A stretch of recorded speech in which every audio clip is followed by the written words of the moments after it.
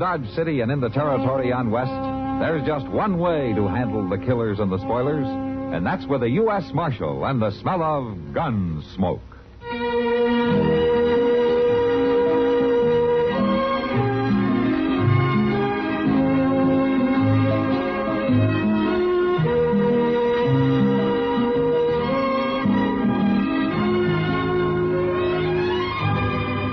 Gunsmoke, starring William Conrad.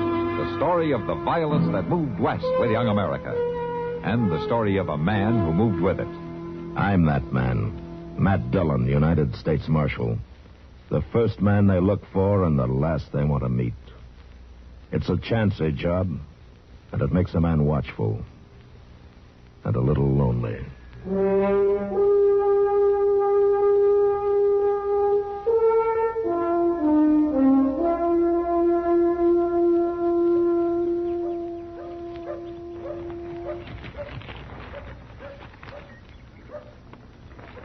I declare, I don't know what's got in him, Mr. Dillon. Who, Chester? Well, the President Grant. Oh, what's he done now? Well, letting them fellas take out a patent on that there barbed wire, that stuff's going to be the ruination of this country. What's the president got to do with it? He can't stop it. He can't? Well, then what's the good of him being president? Just read your paper, Chester. Barbed wire, huh? Well, them British foreigners is fighting again. The Russos is what they're... Now what? Anybody started a Russian down there in the Long Branch. Yeah. Dillon. Come on, Chester.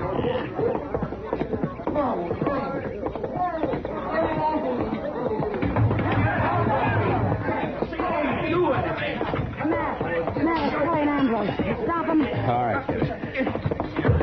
All right, come on, hold it. Get him off me, Marshal. Get him off. Take hold of the other one, Chester, will you? All right, now, Ambrose. Get up from there. All right, son. Come on, get on your feet. Come on. All right, you don't have to break my arm. Now, what's this all about, Ambrose? I thought you and Cully were friends. I did too, Marshal, but not no more. Well, what started it? I was only joking, but Cully can't even take a joke. Well, next time I won't use my fists, Ambrose. Like I'm wearing a gun. You wait. Not in Dodge, you won't. The next time I catch you two fighting, either one of you, I'll show you the inside of the jail. You want to shake hands? What for? I had a belly full of his crazy temper. I'm good and through. Oh, what about that, Cully? Well, what about it, Marshal? Come on over to the bar, Matt. I'll buy you a drink for keeping my place from being smashed. Okay, Kitty, that sounds like fair payment. You too, Chester. Oh, well, thank you, Miss Kitty. I don't know what's got into that Cully Tate lately. He was always polite as could be when he used to come into town with his mother. His mother's dead 3-4 years now. Mm-hmm. Look, now he's at the bar ordering a drink. I think maybe I'll have a talk with him, Kitty. Maybe I can find out what's wrong. Yeah, sure, man.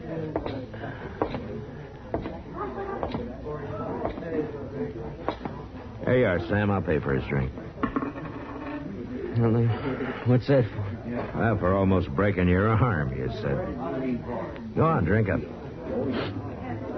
Sure. Thanks.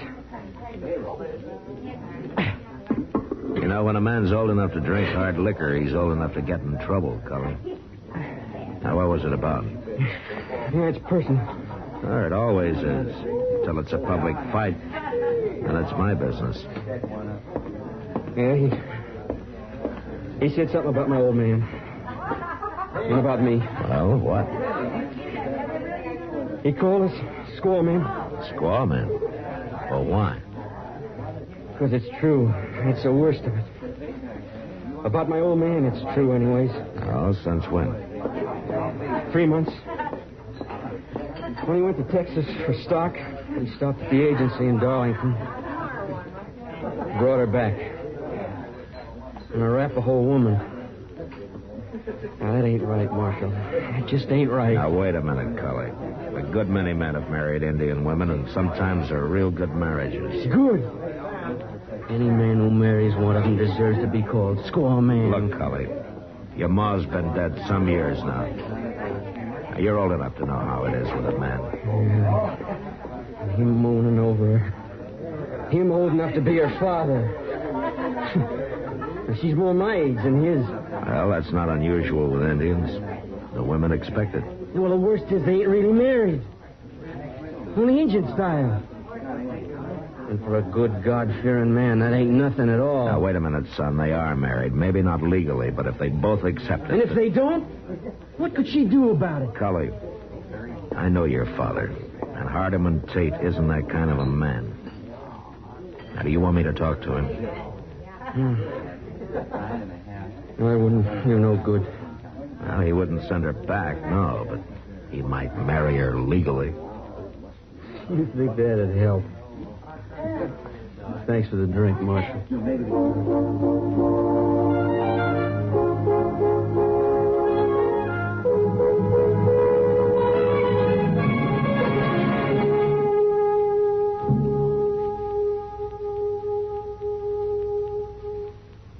Well, sir, holidays come and go, and we don't always give them much mind. But there is one that most everybody takes time for. Because it brings out a little human goodness and friendliness for a spell, person to person. That's why the post office made up this special 1966 stamp I got in my album here, honoring the spirit of Christmas. Oh, I like this one. Yes, sir. This stamp's from a fine painting of that first Christmas way back that's in the National Art Gallery in Washington, D.C. It's the 5th one in a series marking the holiday season, and it comes out, rightly enough, in the town of Christmas, Michigan. Well, of course, we all enjoy the family gatherings, the gift-giving, and the fun that goes with it. But the real thing is that the idea kind of spreads around all over. Yeah, there's a Muslim festival same time of year called Eid al-Fitr. The Jewish people celebrate Hanukkah, and the Buddhists have the Festival of Lights. And lots of Hindus make Christmas a time of goodwill. Well, I guess it's not what you call it, but what you do about it that counts.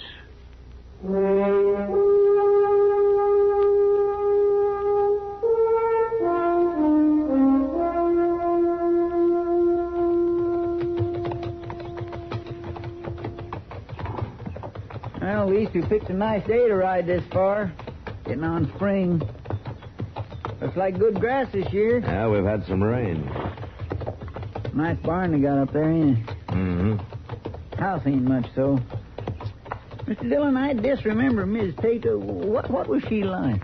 Now, Chester, she came from a long line of Puritan ministers, and she never let you forget it. And sort of a deliverance for Mr. Tate then, wasn't it? You might say so, yeah. Seems like a mighty big jump, though, to a Arapaho squaw.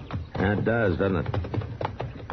Look, there's Cully out in front. And look at that. He's toting a gun, just like he said he would. Uh-huh. Now, come on, we'll ride up anyway.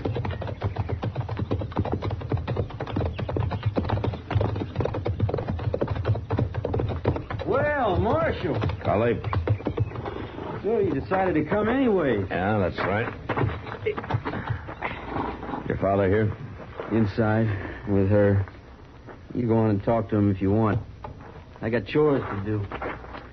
Mr. Dillon, that boy ain't got a bit of toleration in him at all, huh? He's got a lot of his mother in him, though. Well, Marshal and Chester. This surprise. How are you? Just fine, Mr. Good to see you, Hardy. Come on in and sit. Now to see you just fixing a meal. Now I'll tell her to add a little to the pot. No, thanks, Hardy. We can't stay. We just want to talk to you for a minute, that's all. Has Cully got himself in trouble? Oh, no. It's nothing like that. Well, he's got so wild and unruly lately, I don't know what to expect. I can't figure what's eating on him. Well, that's what I want to talk to you about, Hardy. I guess the boy's like his mother in some ways. Oh, Cully's pious, that's sure, just like Abigail. Since she died, I don't go to church like I ought, I guess, and it makes the boy mad. Is that what you mean, Marshal? I'm afraid it's more than that, Hardy. I think he's upset about your wife. I know that, Marshal. But that's between us, the family. It ain't none of your business. Well, I don't want to butt in. I didn't have that in mind. I just got a suggestion that might be of help to you, that's all. What? Bring her into town. Let the Reverend Tucker marry you. We're already married. In the Arapaho way, yeah. Yes, in the Arapaho way. Yeah, but Hardy, that's not legal, not for whites. What's that got to do with it? Look, Hardy, you bought her from her father. Now, that's against the law. You're living with her without benefit of marriage. That's against the law.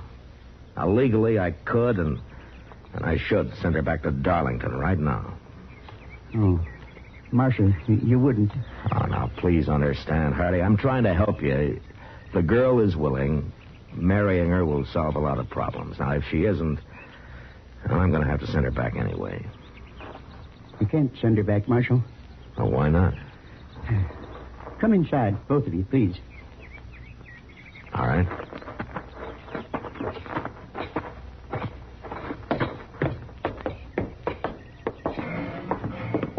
Now to see her. Yes? Come. Man, she's awful pretty, Mr. Dillon. Yeah. This is my wife, Nadesia, little dear woman. This is Marshal Dillon and Chester Proudfoot. How you do, ma'am? Glad to know you, Miss Tate. Yes. Glad. She don't know much English, and I don't speak Arapaho very good, but we're both of us learning little by little. You come eat? Well, no thanks, Miss Tate. We got to get on back to Dodge. I cook. Good. Yes, ma'am, I bet you do. Miss Tate, I'd like to ask you a question. Do you like it here? Do you want to stay here with him? I like here. I stay. My husband. Huh. All right, Nadesia. You go back to the kitchen. Your friends. Come more? Well, sure. We'll be back. You bet. Goodbye, Miss Tate. Yes. Yeah, you see what I mean? Yeah. She's everything a man could want. You sound pretty happy, Hardy. I never knew the meaning of that word before. Oh, I don't mean no disrespect to Cully's mother, but... Oh, no, I understand. You won't send her back? Look, Hardy, it'd still be better if you came to town and let the Reverend marry you. All right, Marshal.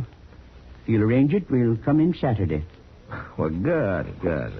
Tell you what, we might even have a party after the wedding, huh? By jing, that's a good idea. Hey, by golly, she'd like that, I bet. Thank you, Marshal. Sure. Goodbye, Hardy. Goodbye. We'll see you Saturday. Bye. Well, now, wasn't that a surprise? For a little thing like that, and him so happy and all. Why, it wasn't nothing like I'd thought to hear Cully talk, was it, Mr. Dillon? No, it wasn't, Chester. You want to know something? That's kind of what bothers me.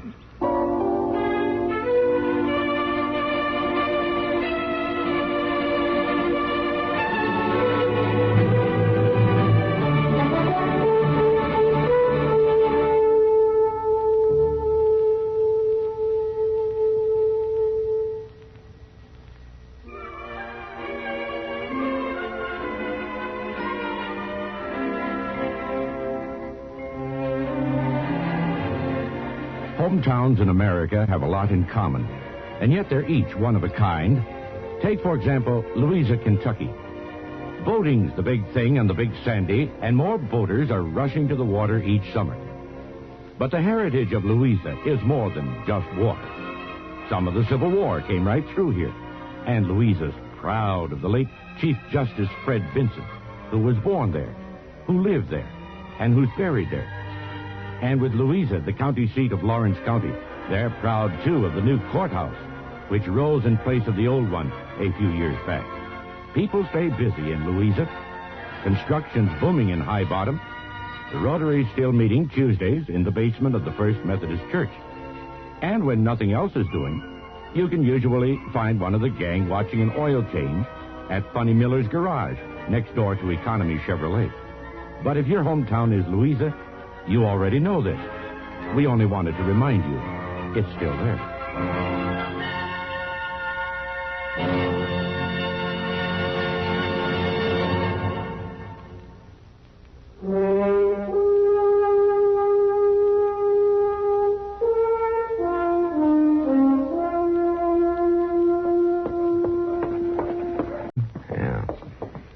This is my wife, not a Sia. Little dear woman. This is Marshal. You look like the cat that swallowed a canary. Well, Doc, you ought to see. I've been over at the Long Branch, and this kitty's got everything ready for the party. The preacher's wife even baked a cake. There are more important elements, Chester. Huh? You can't have a wedding without a bride and groom, Chester. Well, my gracious, no. Let me see, it's after 3 o'clock now. There's no sign of them yet. My, you think there's something wrong, Mr. Dillon? I don't know. Doc and I were just talking about it. Marshal? Oh, come in, Reverend. Come in. Thanks. Hello, Chester. Doc. How do you? How you, sir? You haven't seen them? No, I haven't. Well, Marshal, I'm getting worried. They wouldn't just not show up. Well, they could have changed their minds. About a wedding? I doubt it. I hope nothing's happened. Well, if they were coming, they'd have been here by now. I think maybe Chester and I better ride out to the Tate place and see if there's anything wrong.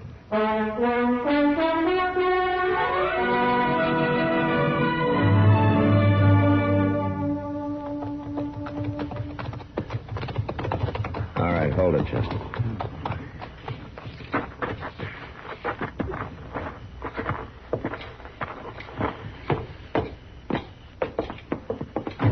No, you... Oh, it's you, Marshal. Who'd you think it was, Cully? Well, he's all blood. What's happened here? What's wrong? How'd you get those scratches on your face? She done it. After I found them. She tried to kill me, Marshal. What? Just like she killed Paul. When did this happen? This morning. Just before they was to leave for town. Well, why didn't you come and tell me about it? Oh, I was scared, Marshal. She's out there somewhere and she wants to kill me. I was waiting for dark. Where's your gun? Well, she's got it. That's what she killed him with. How'd she get it? I must have stole it from my room, I guess.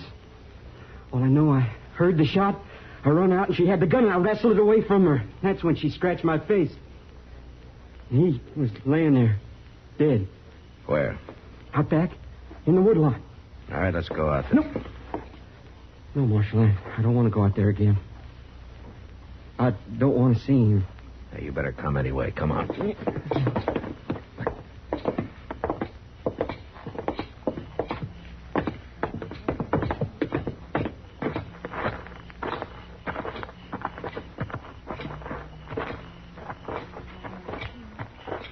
Look, there's a fire.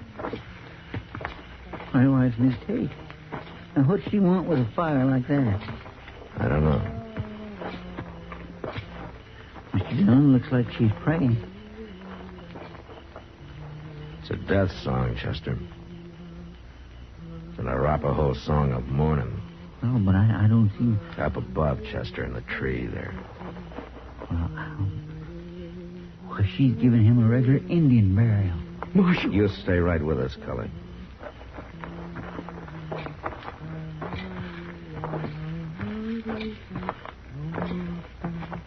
There's the gun, Chester. Yes, sir.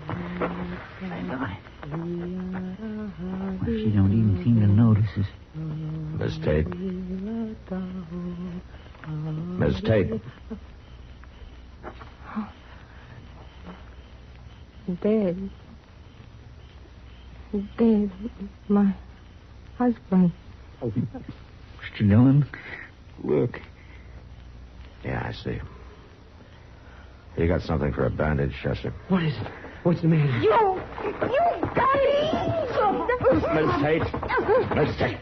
Here, give me that knife. Give it to me. Chester. Yes, sir.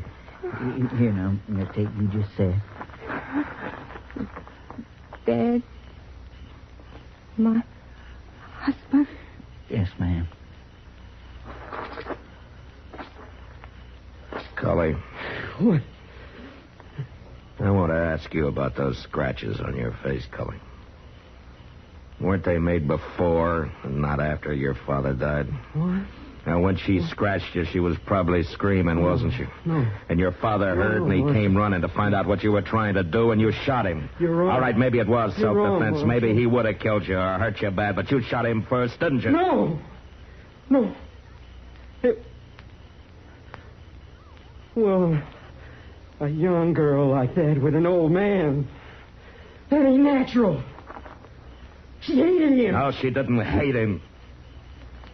She loved him. She could never have loved you. That ain't true. Yes, it is. Because an Arapaho woman doesn't mourn a husband she doesn't love. And if she didn't love him, she wouldn't have cut off 2 of her fingers. As soon as we get her bandaged up, we'll take you into Dodge. I only meant to show him that she was no good. To show him how wrong it was. That's all I meant. Do you believe that, Mr. Dillon? No, Chester. But I think maybe he does.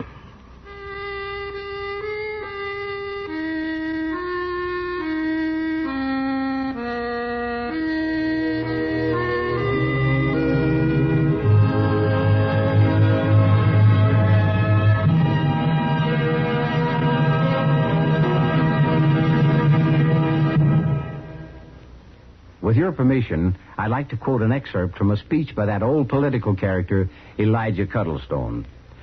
And I say, we've state and declare, that is, that pork barrel appropriations are not going to be our salvation. We must, I say, we have to get up on our hind legs. I mean, you stand up and fight for our own improvements. The pork barrel is for loafers. I mean, the greedy and the weak, that is. That term, pork barrel, you know what it means? Well, pork is fat, and fat for hundreds of years has meant plenty, abundance. Ye shall eat the fat of the land.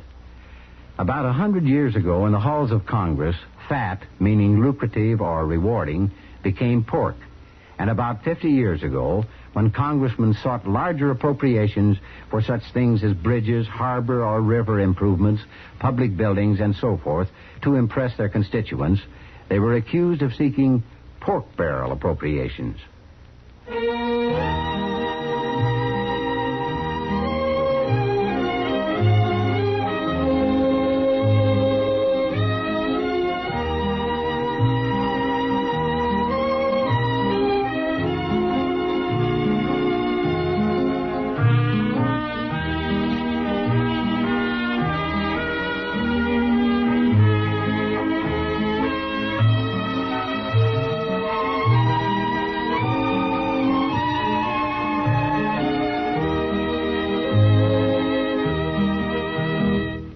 Gunsmoke. Produced and directed by Norman MacDonnell. Stars William Conrad as Matt Dillon, U.S. Marshal. Featured in the cast were Parley Baer as Chester, Howard McNear as Doc, and Georgia Ellis as Kitty. George Walsh speaking. Join us again next week for another specially transcribed story on Gunsmoke. This is the United States Armed Forces Radio and Television Service.